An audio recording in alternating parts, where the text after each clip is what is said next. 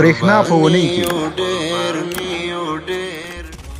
د افغانستان برېښنا شرکت عمومي اجرایوي رئیس الحاج ملا محمد حنیف حمزه خپل کاري دفتر کې د بیات پاور شرکت اړوند د جوزجان غازي برېښنا تولید دستګاه عملیاتي مرستیال براین تامبرود او ورسره مل پلاوی سره وکتل. ادامه کارهای اصلاحاتی در فابریکات سه‌گانه.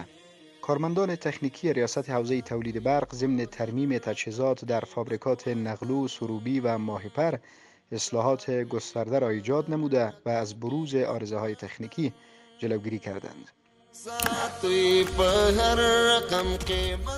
د نورستان برېښنا امریت تخنیکي کارکوونکو له لوري د پارون برېښنا تولید بند د استحکام، ضایعاتو مخنیوي او ساتنې په موخه د یوه استنادي دیوال او نیمه کاره پاتې شوې ویالې د بیارغونې چارې پیل شوې.